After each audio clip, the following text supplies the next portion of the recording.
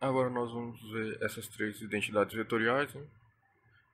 Principalmente aqui o gradiente de um produto escalar entre dois vetores, que essa identidade aqui é bem necessária às vezes. E aqui eu vou apresentar uma forma de usar o gradiente de um vetor. Isso daqui foi falado na primeira parte do curso, da formulação teórica, e isso daqui serve para mostrar uma forma de tratar, né, com o gradiente de um vetor. Então, se a gente perceber aqui que A interno, o gradiente de um vetor, é igual a essa parte aqui, a gente encontra ela aqui nessa identidade, né? Então, está aqui uma parcela e essa outra se encontra aqui, né? Mas se nós trocarmos de posição o A e o B aqui nesse primeiro membro, então aqui também vai ser trocado os vetores e a gente recupera essas duas outras parcelas, essa e essa aqui.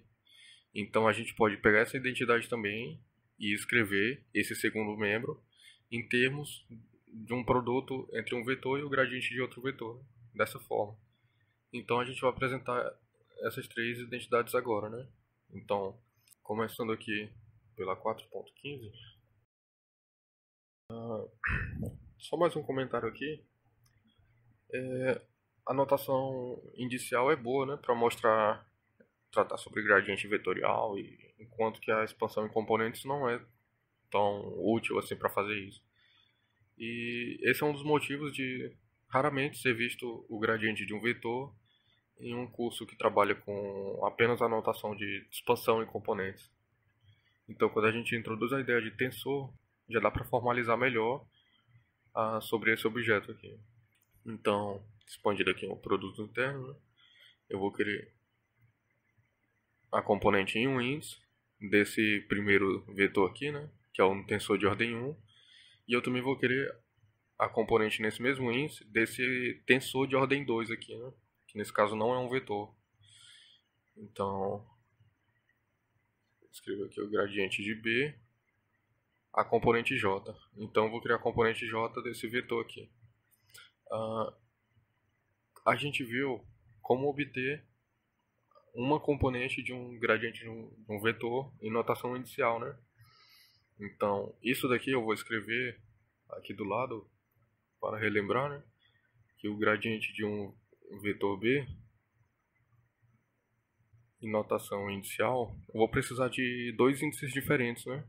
Então eu vou colocar del K, BJ, aí eu começo aqui com um versor com esse mesmo índice aqui que o produto. Isso aqui é um produto diádico, né? E o produto diádico não é comutativo, então o primeiro índice que aparecer aqui, ele vai fazer referência a esse primeiro versor. E aqui o segundo versor vai ser referente a esse segundo índice aqui, né? Então, esse gradiente é del K, BJ, EK, EJ. Então, isso aqui não é comutativo, nada. Agora, se eu quero a componente J, eu vou pegar e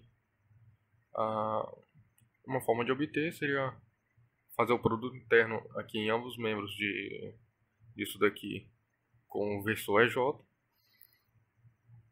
E nesse caso, quando eu fizer aqui, vai dar 1, essa parte. Então, isso daqui é a componente J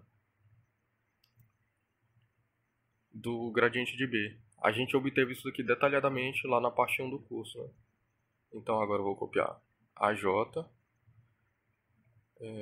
Vou deixar entre parênteses ainda só para organizar. Del K, BJ, EK. Então isso daqui é a componente J do gradiente desse vetor. Agora eu vou fazer assim. Eu vou escrever dois termos aqui em outro índice usando o delta de Kronecker, né?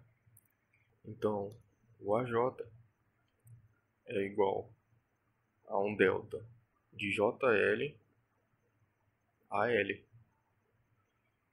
Então, se a gente aplicar esse delta aqui, vai sobrar um AJ, né? Que é isso aqui. E a gente também vai fazer isso aqui nesse del K. a gente vai escrever delta de km a del m. Então agora a gente vai pegar isso e substituir aqui no lugar de AJ e del K, né? Então vou colocar logo os deltas de crônica aqui no começo, porque agora, com exceção dessa derivada que está atuando especificamente em B, as outras coisas eu posso comutar, né? Então o parênteses fica desnecessário aqui. Então, delta de JL, delta de KM, então AL, del M, BJ, EK. Então agora eu vou usar a identidade que relaciona o produto de dois Levi-Civitas com a diferença entre dois produtos de delta de crônica. Então, isso é da forma um epsilon com 3 índices aqui, vezes um epsilon com outros 3 índices, igual a um produto de deltas. Então, 2 índices aqui em cada um, menos outro produto de delta de crônica aqui, né? Aqui eu vou fazer o seguinte, eu vou preencher esses índices aqui nessa primeira parcela. Então, JL, KM, né?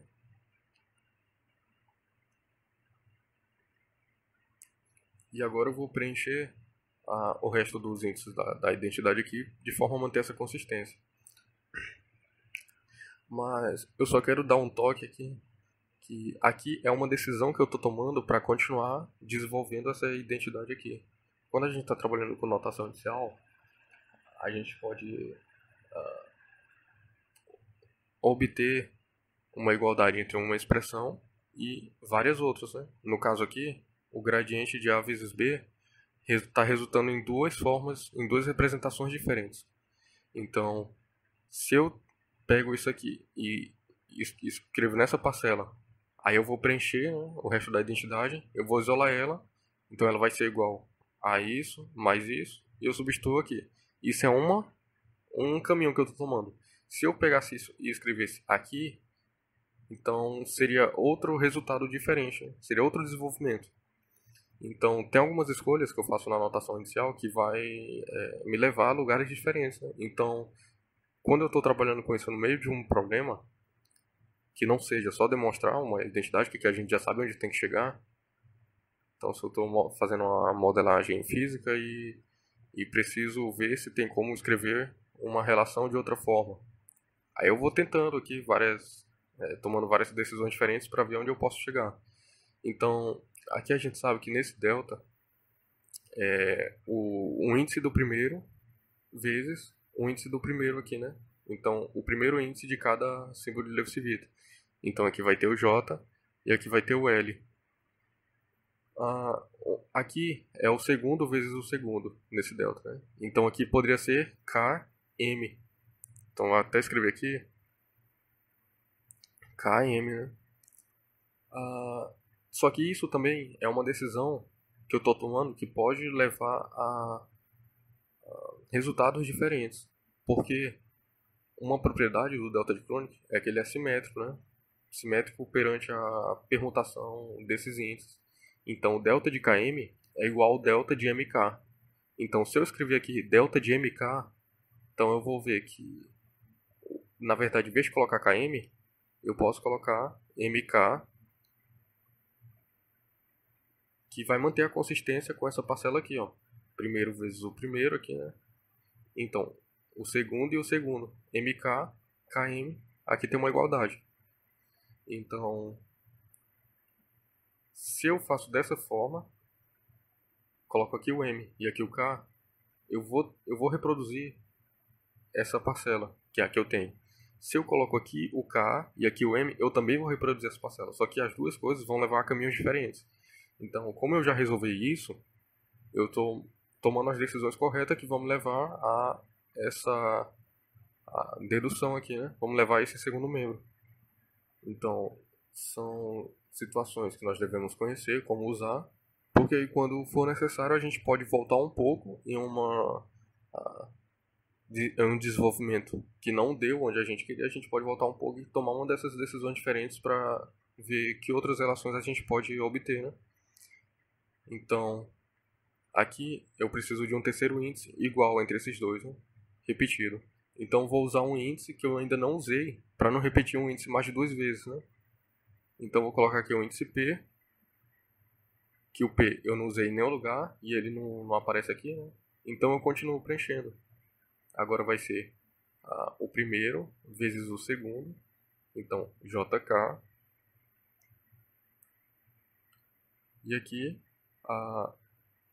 o segundo com o primeiro. ML. Aqui a gente já vê a diferença.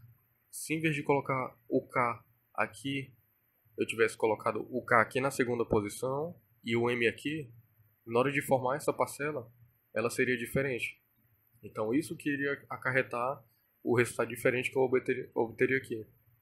Então agora eu vou isolar essa parcela aqui. E agora eu posso pegar isso e substituir aqui no lugar desses deltas, né? Então aqui eu vou colocar um parênteses, né? E repetir isso. Agora repetir esses outros termos aqui. Agora eu vou fazer a distributiva em relação a essa soma aqui, né? Aqui eu vou só repetir, né? O epsilon de JMP, epsilon de LKP e esses termos aqui. Aqui eu também por enquanto só vou repetir delta de JK, delta de ML, vezes esses termos aqui. Agora que eu posso olhar de duas formas, né? Quando eu tenho o produto de dois símbolos de Leibniz-Vita, eu posso usar essa identidade. Só que não faz sentido eu usar ela agora, porque eu já cheguei nela através dessa identidade, né? Então se eu usar ela de novo, eu vou ter uma contribuição negativa que vai anular essa parte e vai sobrar só essa parte aqui. Então, quando eu estou nessa situação, eu não uso essa identidade. Então, se tem dois símbolos de Leibniz-Vita, eu sei que vai ter dois produtos vetoriais, né? Ou pelo menos duas estruturas de produto vetorial. Um deles pode ser um rotacional, por exemplo, ou dois rotacionais. Então, eu já tenho que pensar aqui como eu vou organizar todos esses índices de forma que um produto vetorial mais interno seja uma componente, então ele esteja em um índice do produto vetorial mais externo. Então, eu vou fazer assim. Eu vejo que aqui eu tenho um índice, é K, o índice K no versor, então ele vai fazer parte do produto vetorial mais externo. E aqui o permutador que tem um índice K é esse daqui. Então esse permutador vai ser o mais externo. E o K precisa estar na terceira posição, né? Então eu já vou ter que fazer pelo menos uma permutação aqui, para deixar o K na terceira posição aqui desse permutador. Mas se eu fizer isso eu ganho um sinal de menos. E aqui não tem, né? Nessa primeira parcela não é negativa.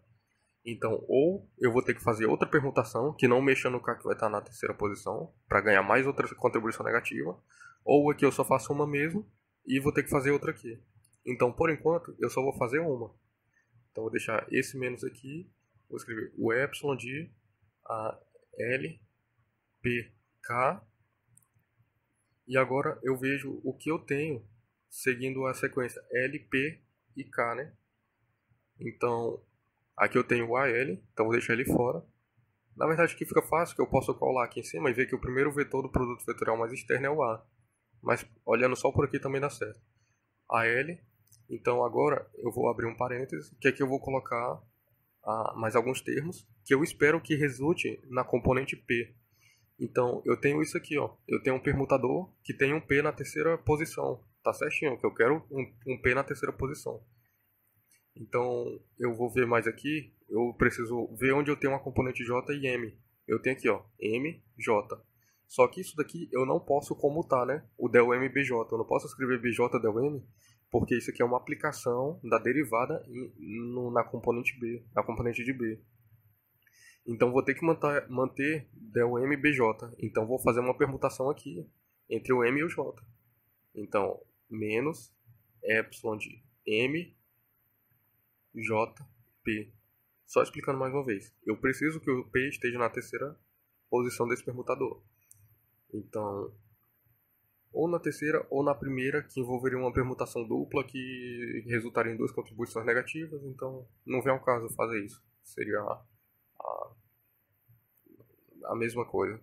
Então eu gosto de manter ele na terceira posição, mas é possível fazer isso também com ele na primeira posição, né? Vai de gosto pessoal. Então, aqui eu coloquei o MJ, porque eu tenho o del M BJ. Então vou fechar e repetir o EK. Então, fazendo isso, eu consegui manter a ordem aqui, ó, MJ e o P, né? É que tem MJ e não tem o versor índice P. Então, isso aqui é uma componente. Aqui eu consegui LPK. Então, eu tenho um L. Isso daqui vai ser a componente P. E aqui eu tenho um K. Então, tudo me leva a crer que aqui tá, o procedimento está correto. Então, agora eu vou usar os deltas aqui. É mais fácil usar os deltas porque não importa muito qual índice eu escolho trocar. Então aqui eu vou manter o L, por exemplo. Eu vou escrever AL. Eu vou usar esse delta aqui nesse del, né? Então del, onde é M, eu vou colocar L. Que delta de ML, del M, da del L. Esse delta aqui, como a gente viu, né, na primeira parte, ele é o número 0 ou o número 1. Então isso daqui pode andar livremente onde tem derivadas. Agora eu escrevo o BJ, né? E aqui tem o EK, eu vou usar essa primeira delta aqui e vou transformar em EJ. Se eu fizesse o contrário aqui, se eu quisesse manter o del M, então o A eu iria usar nesse delta de crônica, iria escrever A índice M, então ficaria o mesmo índice desse e desse. Se eu quisesse manter o EK, então aqui ficaria K, e isso seria usado por essa primeira delta, então também ficaria BK, então mesmo índice aqui, independente de onde eu escolho atuar esses deltas. Então aqui é mais fácil. Agora eu posso simplificar esses dois sinais de menos aqui, né? Então vou ter epsilon de L PK AL. E isso aqui agora eu identifico com o rotacional de B no índice P. E eu repito o EK. Então olha aqui, ó. Se eu fosse expandir isso daqui em notação indicial, então eu faria epsilon de MJP del M BJ é índice P. Só que eu quero só a componente P, então eu não tenho nenhum versor aqui. Agora, aqui eu já consigo identificar, né? AL del L. Então, aqui eu só vou ver uma coisa. Onde o EJ, se tiver alguma outra componente por aqui que tenha o mesmo índice, eu posso juntá-los e fazer um vetor, né? Então, BJ, EJ, isso daqui é o vetor B. Só que, na verdade, a derivada é em relação à componente, né? Porque a direção aqui é constante, mas se ela é constante, ela também pode entrar no derivado. Então, eu posso colocar isso daqui como derivando a BJ EJ, o que dá a derivada do vetor B, né? Se eu colocar um parênteses aqui, não muda nada. E isso daqui está no mesmo índice, né? Então é um produto interno entre esses dois termos aqui, né? Então eu vou ter A interno nabla, e o resultado disso eu vou aplicar aqui no vetor B. Eu não poderia primeiro aplicar isso daqui no vetor B para depois fazer o produto interno com a L, porque se eu fizesse isso, a gente pode olhar aqui que eu teria um índice. Deixa eu até escrever aqui mais embaixo. Eu teria a AL vezes del L BJ EJ. E a única A única coisa parecida que a gente viu com isso aqui foi o gradiente de um vetor. Só que aqui, esse versor que está aparecendo, ele corresponde a esse termo. E o gradiente de um vetor, a gente vê que tem que ter essa correspondência aqui, ó, entre o primeiro versor que vai aparecer, tem que ser relativo a esse termo aqui de trás. Então, se eu quiser que tenha... Então, se eu pegar isso aqui e eu quiser que soma, por exemplo, com o versor EK, não vai sobrar del K, BJ, EJ. Então, não existe uma operação para fazer isso. Se eu fizer isso daqui vezes produto interno com EK, esse resultado aqui, esse produto diádico, vai dar zero. Então, ele foi ensinado como se faz esse produto, né? Na primeira parte do curso. Aqui é só aplicação. Então, isso daqui eu não posso associar dessa forma, porque eu não tenho nada identificado o que signifique isso na notação tradicional. Então, essa representação inicial não significa nada para mim. A que significa é essa daqui. Então, aqui está o motivo de cada escolha que eu estou fazendo. Agora, eu chego aqui no produto vetorial, né? Está aqui na ordem LPK, LPK. Então, esse aqui é o primeiro vetor desse produto. Então, produto vetorial. Esse aqui é o segundo vetor que está participando desse produto, né? Rotacional de B mais isso aqui. A ponto nabla, produto interno, né? Vetor B.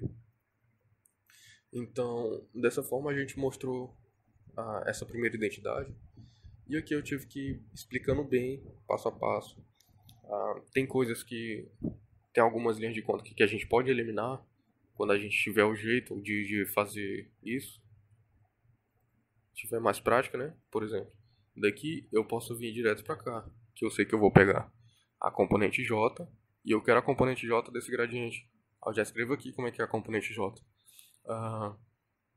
Daqui eu posso vir direto para cá, porque se eu já pego uma certa prática, eu sei que vai aparecer esses dois símbolos de Levi-Civita, eu sei que eu não vou expandir eles nessa identidade aqui, que eu já vim dela. Então eu já vejo qual é o índice que tem aqui nesses perguntadores que vai ser igual ao índice de um versor. Eu já identifico qual é o Levi-Civita mais externo. Eu já identifico as permutações que eu tenho que fazer e venho aqui e escrevo dessa forma.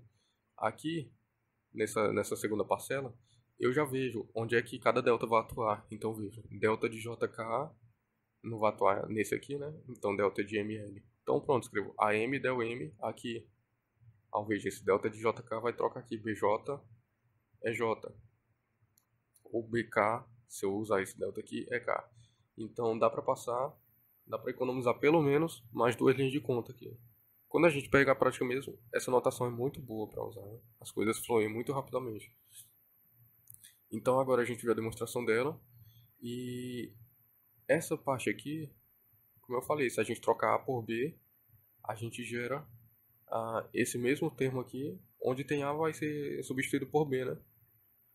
Então a gente consegue identificar essas partes aqui no segundo membro da identidade 4.16 e ver que fazendo essa substituição aqui a gente chega na identidade 4.17. Né? Mas agora a gente vai demonstrar apenas a 4.16 sem fazer nenhuma substituição de um resultado prévio. Então aqui, continuando com o gradiente de A vezes B, del I. Agora eu vou pegar esse escalar aqui e escrever, né? Só que aqui vai ser um escalar, não é por não ter índice, é por não ter versor. Então, ainda assim vai ter índice e eu vou precisar de usar um índice diferente do I, né? Porque o I eu já vou usar aqui uma vez e outra vez quando eu colocar o versor desse vetor aqui, que o gradiente de um escalar é um vetor, né? Então, aqui eu vou usar o índice J, né? Para esse produto interno. AJ, BJ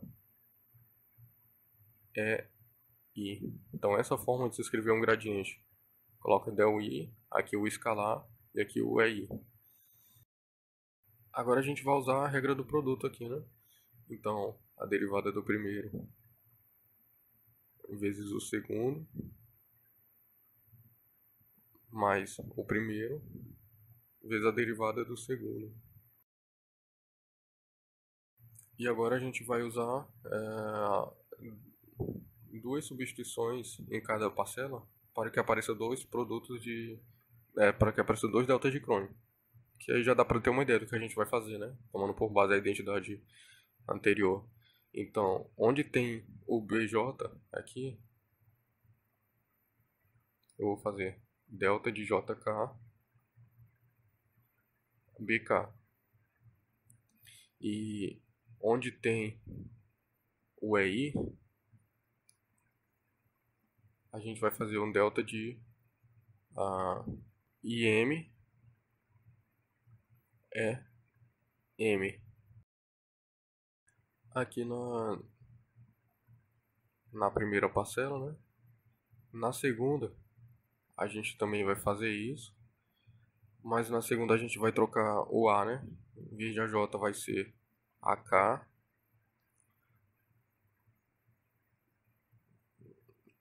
Na verdade que a gente pega o índice que a gente tem aqui, né? Que é o AJ. Igual ao delta de JK AK. E aqui também a gente vai trocar o versor, né? Então é I igual a delta de IM é M. Agora a gente vai fazer essas substituições aqui. Vou escrever já primeiro os deltas de crônica, né? Então, delta de IM, delta de JK. Aí eu repito aqui o AJ, né? Na verdade o del I, AJ. O BJ foi um que foi substituído aqui por BK. E o EI foi substituído por EM. Né? Porque o delta de IM EM é o EI. E o delta de JK BK é o BJ. E o resto aqui eu só copiei. Então, del IAJ tá aqui, del IAJ, certo? E vai ser a mesma coisa com essa segunda parcela aqui. Então vou escrever primeiro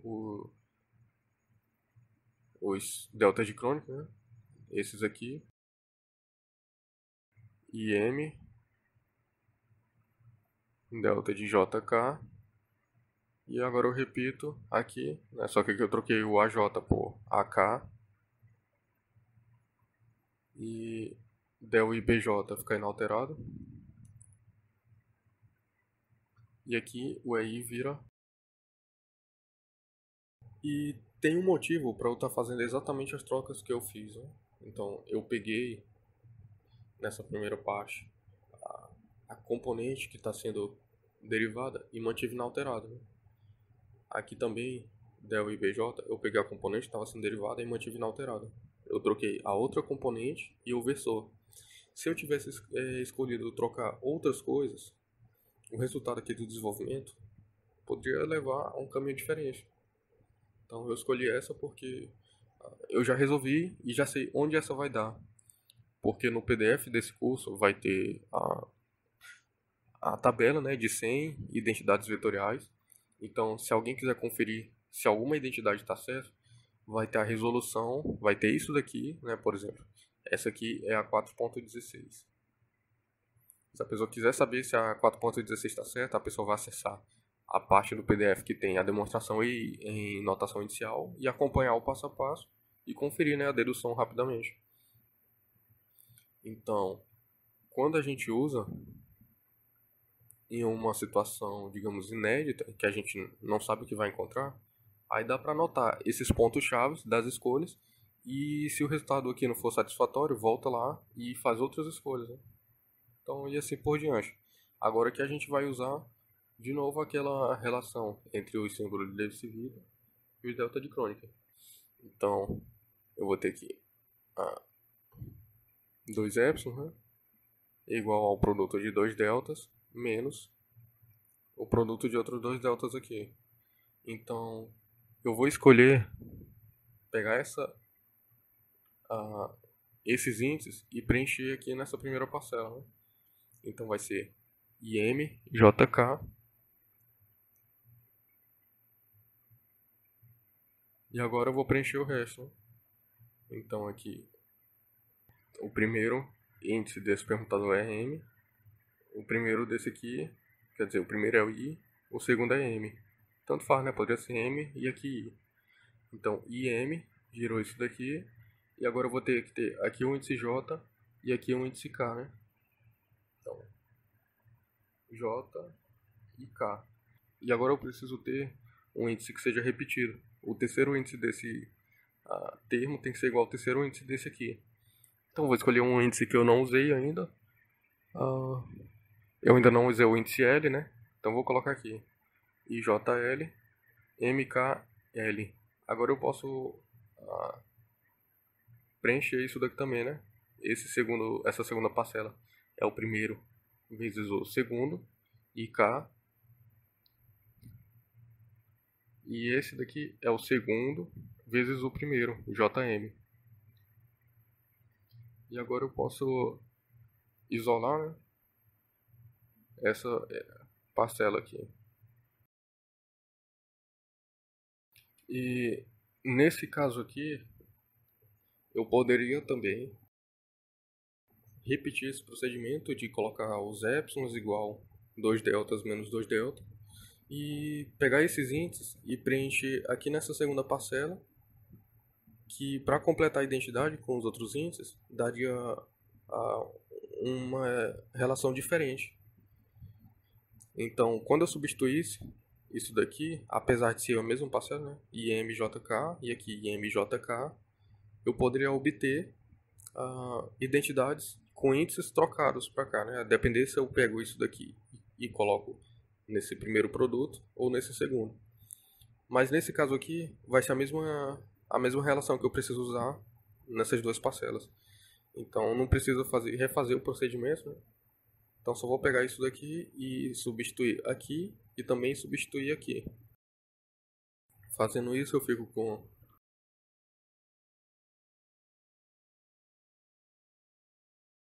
Então agora eu posso fazer a distributiva aqui, né?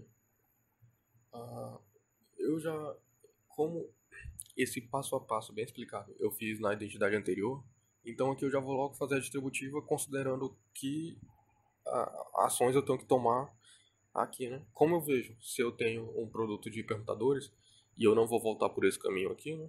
Senão a única coisa que eu vou fazer é regressar para cá, para a linha anterior. Então isso daqui vai ser dois produtos vetoriais, né? Então eu vejo que eu tenho um índice M, então esse permutador é o mais externo e eu preciso do M no terceiro índice aqui. Então vou fazer duas permutações, né? Então vai ser epsilon de K, L, M. Então aqui tem uma igualdade entre esses dois permutadores sem nenhuma contribuição de sinal. Que eu faço primeiro o M com K. O K já fica aqui, né? Eu ganho sinal de menos. Depois eu faço o M, que vai estar aqui com o L. O L fica aqui.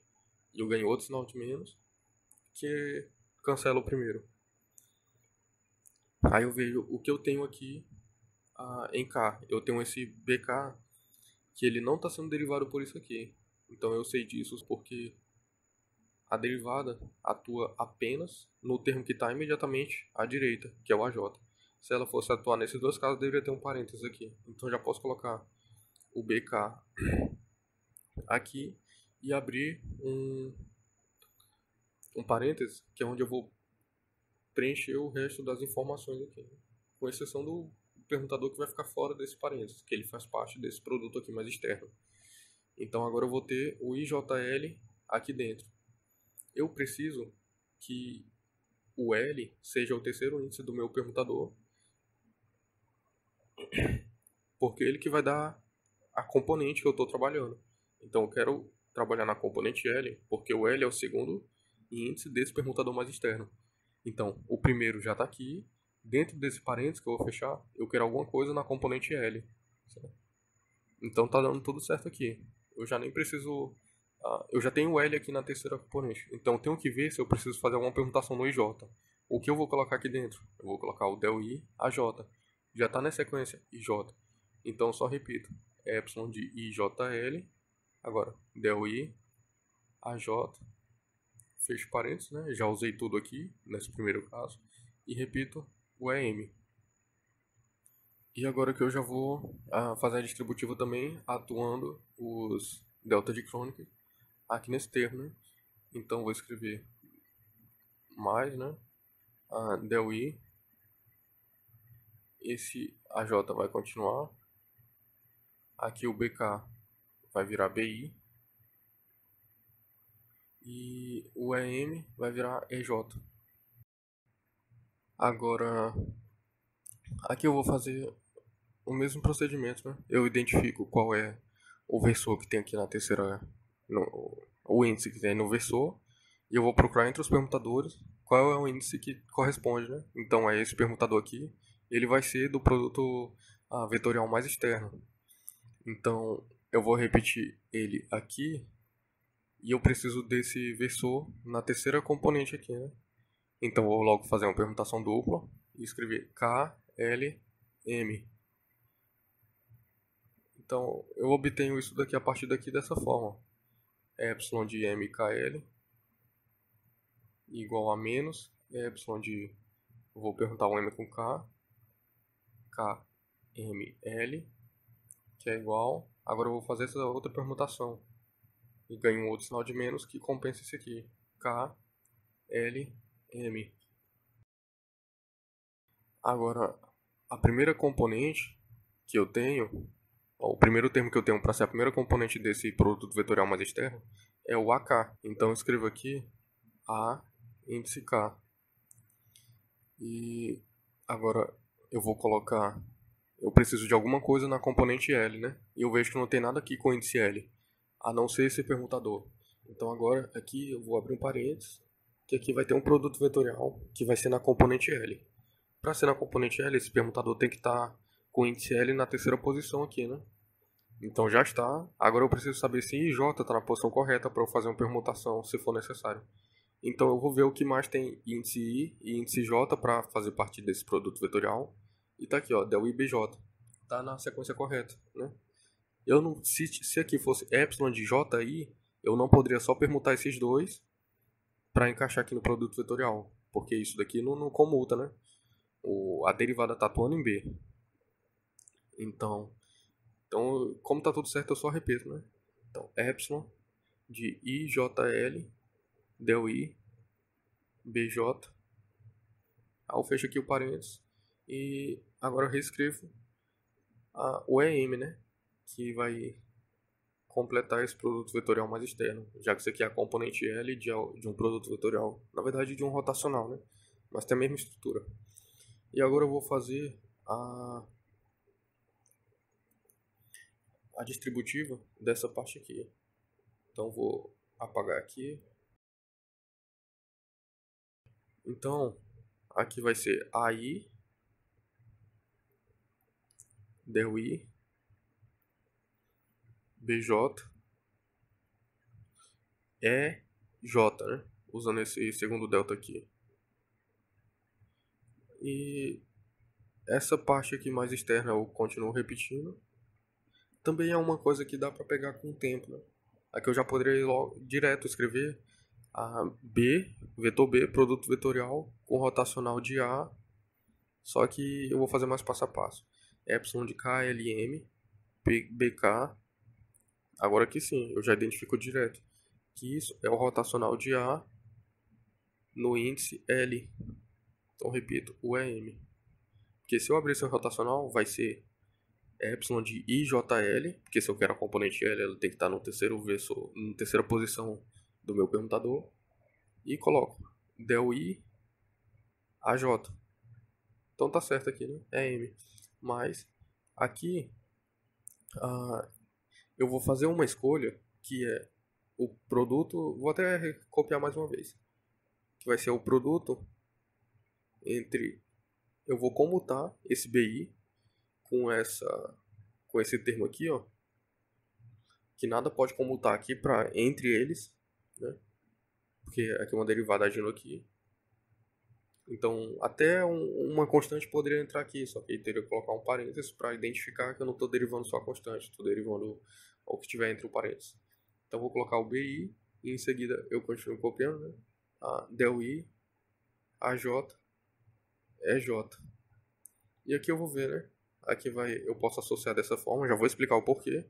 E aqui está um produto interno. E isso daqui é um vetor. A explicação do porquê eu fazer isso é a mesma que foi dada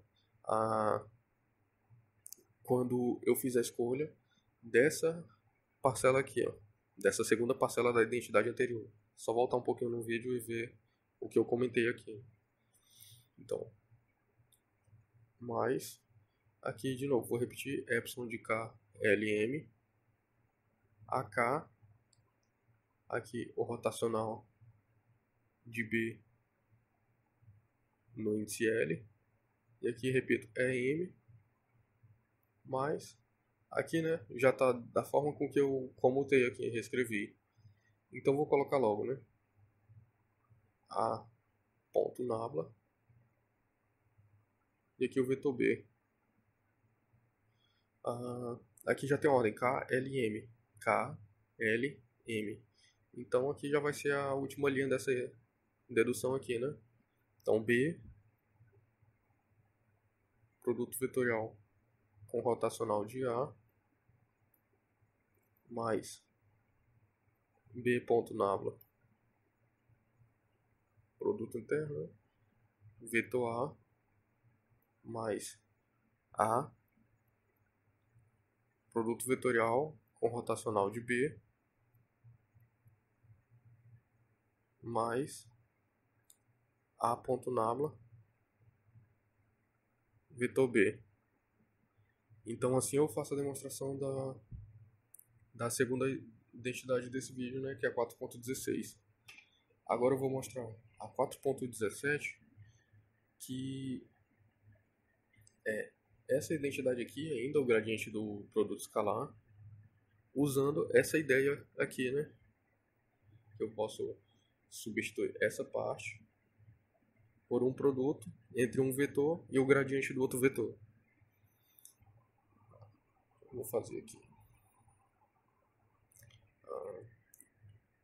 4.17 é o gradiente de A vezes B em termos do gradiente de um vetor, né?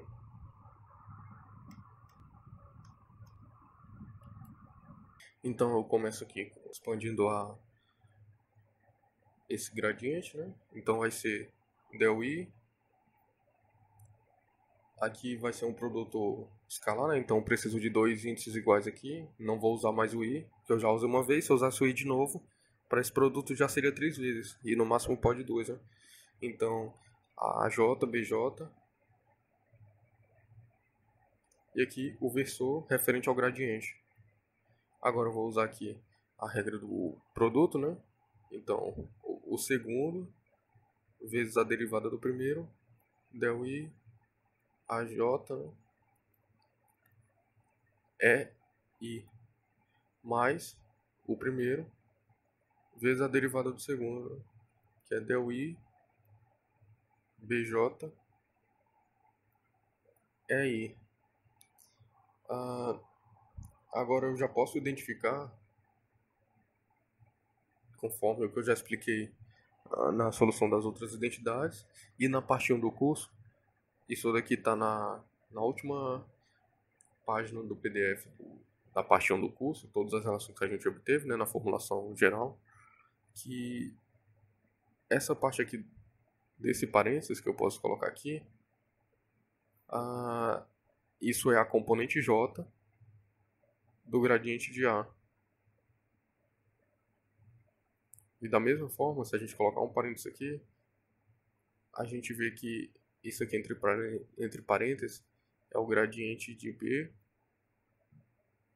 na componente J. Então agora eu tenho JJ, né?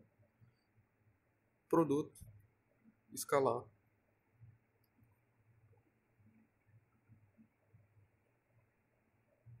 mais A escalar gradiente de B. Então essa aqui já foi fácil. Então agora a gente terminou de obter essas três identidades vetoriais.